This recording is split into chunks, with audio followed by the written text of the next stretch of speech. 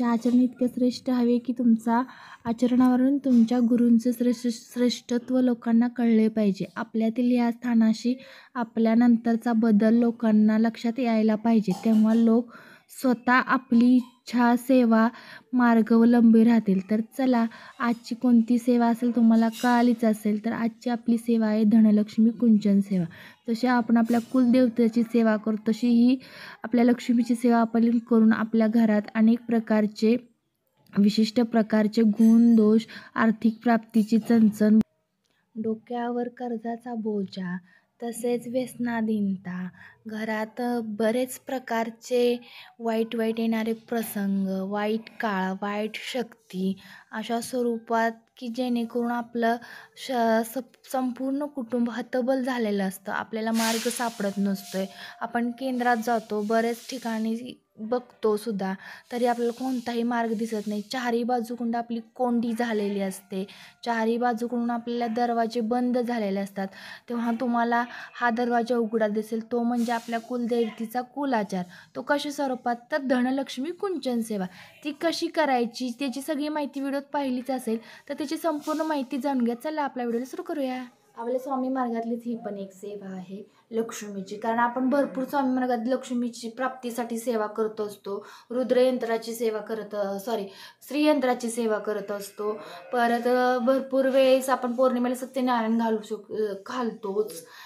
तशाच प्रकारे ही आपल्या मार्गातलीच सेवा आहे. कोणतीही थोतली सेवा नाही आहे की तुम्ही असं कुठल्या गोष्टीवर विश्वास ठेवताय, असा प्रकार नाही. कारण ही स्वामी मार्गीय सेवा आहे.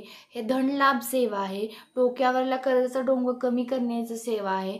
घरात मुलं जर तुमची लग्नाची असतील त्यासाठी सुद्धा ही सेवा करण्याचं प्रतीक आहे. या सेवेचं फळ भेटण्याचं प्रतीक आहे.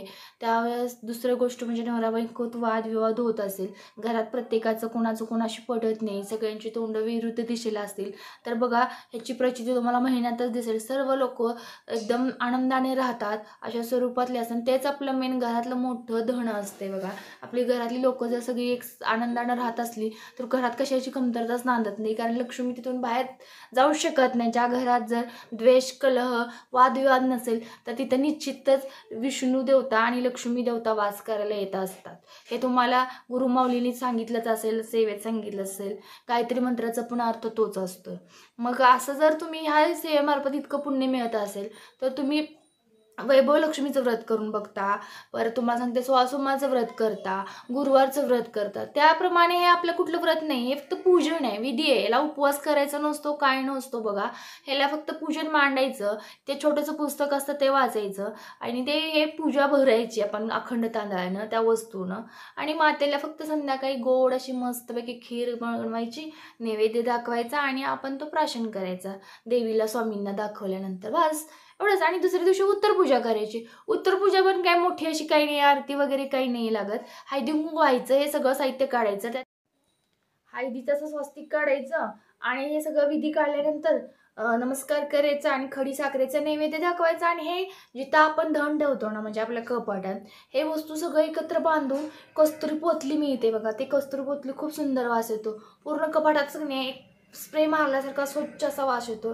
लक्ष्मीप्रिय कस्तुरी असते, त्याच्यामध्ये ठेवून द्यायचं आणि पुढच्या शुक्रवारी काढलं की फक्त पाण्याने धुवून घ्यायचं आणि परत असं हळदी कुंकू लावून आपण सेवेला चालू करायचं. तर तुम्हाला निश्चितच आशा आहे की समजलं असेल या सगळी माहिती. कारण बऱ्याच लोकांना कुंचनचा मांडणी बघतात ते, पण संपूर्ण अशी माहिती नव्हती. तर पहिल्यांदाच मला वाटतं आपल्या व्हिडिओमार्फत तुम्हाला अशी सेपरेट माहिती मिळाली असेल. तर तुम्ही व्हिडिओ पूर्ण पहा.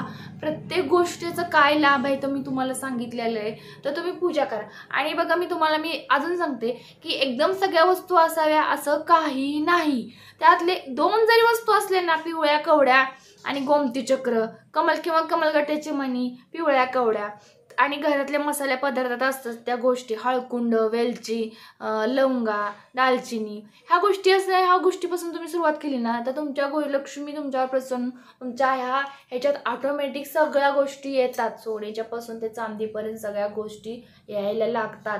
माता प्रसन्न होऊन ते आपल्या ऑटोमॅटिक येते. माझ्याकडे सुद्धा एकदम सगळ्या वस्तू आले नाही आहेत, हळूहळू अशा स्वरूपात त्या आलेल्या आहेत. हा माझा अनुभव सांगते. आणि ह्या गोष्टीने बराच अनुभव येतो बरं का. आपण 11 शुक्रवारपर्यंत एकच गोष्ट मागायचं, त्या 11 शुक्रवार पूर्ण होतं. रिटर्न नंतर काही मागावंच लागत नाही. पूजा फक्त करायची, सगळ्या गोष्टी आपल्याकडून मातेकडून पूर्ण होतात. कारण ही गोष्ट अशी आहे की हिला काही सांगायला लागतच नाही, हे पूर्ण करतच असते. इतका मी मोठा अनुभव सांगते तुम्हाला. तर बघा, खरंच तुम्ही का नाही घ्याच हा धनलक्ष्मी कुंचन आणि सेवेला चालू करा. आपल्या घरात प्रत्येकाला अडचणी असतात, मी अखंड प्राप्तीचा आशीर्वाद मिळून जातो. आपल्याला कशाची कमतरता होत नाही, ना अन्नधान्याची, ना लक्ष्मीची, ना घरात कुठल्या बाबतीचे. अनुभव घ्या. सेवा करायला जवळजवळ चालू होताना तुम्हाला त्याच आठवड्यात ह्या सेवेचा अनुभव मिळतो.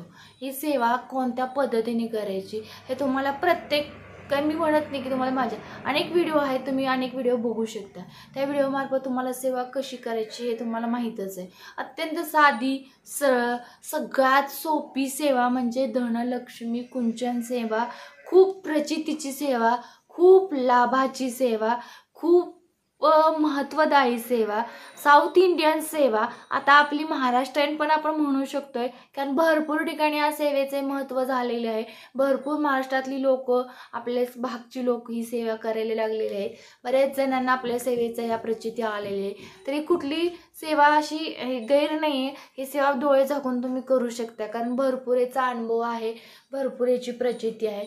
तर काय खूप महत्त्वाचं म्हणजे ह्याच्याकडे जर तुम्ही घरी ज्यावेळेस आला ना तुमच्या घरी, तर हे तुम्हाला बघता क्षणी खूप आवडलं आहे.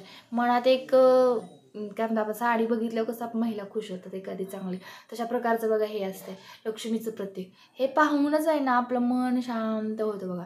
मग जे पूजा करताना पण खूपच पॉझिटिव्हिटी राहते घरात. आणि देवाऱ्यात सुद्धा एक वेगळाच असा प्रकाश पडलेला असतो या सेवेने. कारण ते पूजा मांडणे, ते सुंदर सजवणे, साज सजावट करणे, एक आपण दीपावलीला जर लक्ष्मीपूजनाला करतो ना, तशा स्वरूपाच्या पण जर शुक्रवारी आपल्या घरी होणार आहे, तर थोडक्यात ही सेवा असते. पण अति लाभाची असते, अनन्यसाधारणाची असते. तर तुम्ही ते करायला प्रयत्न करा. सेवा करा, सोपी आहे, काही अवघड नाही. जर तुमच्याकडून काही चुकलं असलं, काय राहिलं असलं, तर त्याला काही प्रॉब्लेम नसतो. एक एक वस्तू तुम्ही वाढवा.